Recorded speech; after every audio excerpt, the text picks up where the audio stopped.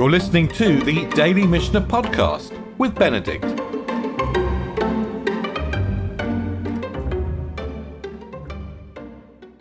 We're going to close the fourth chapter of Bava Metzia today. And this is essentially the chapter of, well, we called it price gouging or fraud. And we've seen that at one level, the Mishnah is keen to constrain, to limit the scope of, halakha, of rules about price gouging. So there are certain things like land or documents that just can't be priced properly. But while on the other hand, the Mishnah is also keen to expand the scope to include, for example, embarrassing somebody in public. In other words, gouging someone with words rather than with finance. And the chapter is going to close with what we might call, or what the Mishnah calls, gneva ein, stealing the eye. So making something look like something it is not. And it will even touch on issues like advertising, which are really very, very topical today. But it's going to begin, we're going to begin with really simple issues of just mixing and concealment. Ein arvin perot b'perot. We don't mix produce with produce. We don't mix, the Bava says, produce from one field with produce from another field. We don't mix two kinds of produce. Afidu chadashim b'chadashim. Even new produce with new produce. Afidu chadashim b'chadashim. So even if it's the same crop, if these are apples from two orchards, we don't mix them together when we sell them. And the Mishnah continues, Ein tzorech lomar chadashim b'yashanim. And needless to say, we don't mix new with old. We wouldn't mix this year's crop with last year's held over in cold storm. Be'emet, in truth. And the Mishnah, the Gemara rules that when we see the word be'emet, in truth, we have a halakha here. Be'emet, in truth, b'yayin hitiru la'arev kashevarach. In truth, they did permit kasher. It's translated here as sharp. Maybe that's a good word, sharp, or, well, we've all drunk sharp wine, a little bit, let's say a little bit tanniny. And I think probably in the time of the Mishnah, a lot of wine was tanniny. They permitted sharp wine to be mixed with gentle wine, with less strong wine. Because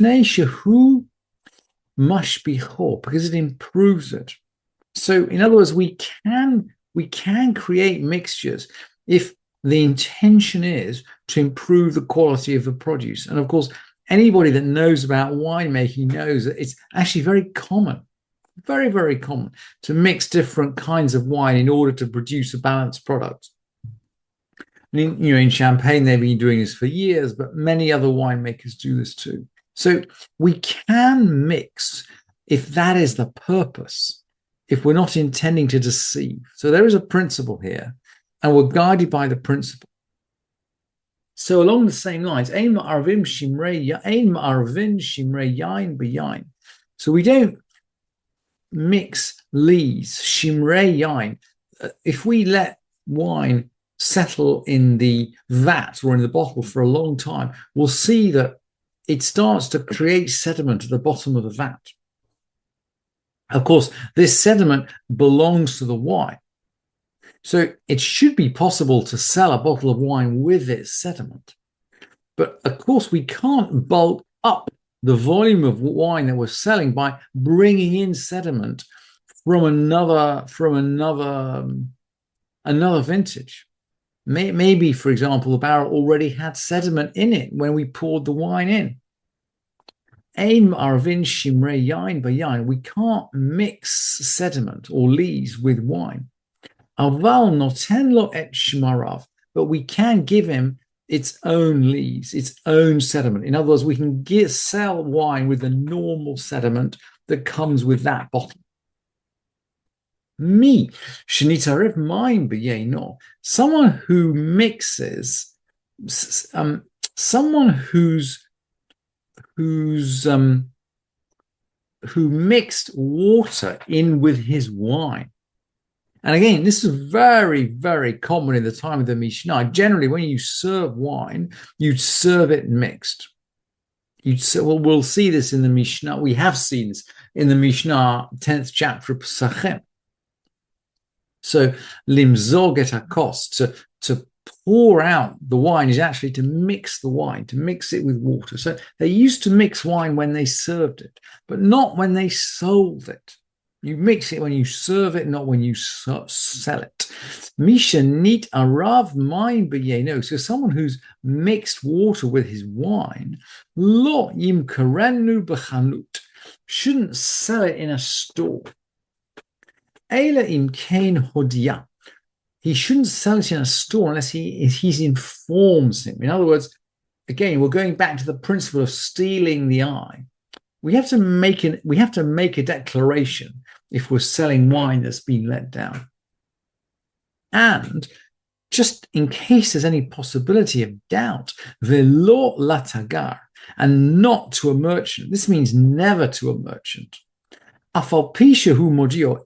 Even if he informed him, we cannot sell to a wine merchant wine that's been let down with water, because it would only be to deceive with it. This merchant is then going to sell it on. This merchant will sell it on without declaring the provenance. And we're going to set off a chain of effectively adulterated wine, mixed down wine, going down the food chain. But in a place where they're accustomed to put water in wine, they may do so. So everything goes according, effectively, to common knowledge, to custom. The principle is we don't steal someone's mind. And we'll see now these words actually stealing the eye. We don't steal the eye. We'll see this come in as the chapter closes. And of course, we said before that the last Mishnah in a chapter is always very significant. So let's keep going. The same principles. Hadagar notel mechamesh granot. So a merchant can buy from 5 threshing floors, venoten letoch megura achat, and put the produce into one storage bin, into one silo. Mechamesh gitot venoten letoch pitos echad, and he can take from 5 wine presses and put into one barrel or one jug, as long as he doesn't intend to mix them. And the Bartanura again says something very, very significant here. He doesn't intend to mix them. And the Bartanura explains what intending to mix here. To announce that he's going to purchase the majority from a praiseworthy place. So we're intending not only to mix, but to deceive. And to mix in from another place. And of course, the neighbors think that all the produce is from that same place, i.e. the good place. We can't buy top quality grapes and then mix them in with lower quality grapes. We can't deceive. And the Mishnah is now going to broaden. Rabbi Yehuda Omer, lo yichalek hachanvani kalayot ve'egozim latinokot. Rabbi Yehuda says a storekeeper shouldn't distribute a dry corn or nuts to children. So they didn't have sweets in those days, but they used to hand out corn and nuts. Rabbi Yehuda doesn't like it. Because that accustoms them to come to him. They drag their parents to him. And interestingly, the sages actually permit it. And we'll go backwards and forwards on the same lines. Lo yifchot et hashar. He shouldn't lower the price. There's a tension in the Gemara, by the way, about competition. Is competition good, or does it allow merchants to be driven out of business. And the sense here seems to be that he shouldn't lower the price to drive his competitors out of business. But again, v'chachamim omrim, the sages come back and say, zachur latov, let him be remembered for good. In other words, competition is good for the market. Competition is good for the market. Lo yavor et hagrisim. He shouldn't sift crushed beans. Kedivrei Abba Shaul, v'chachamim matirim.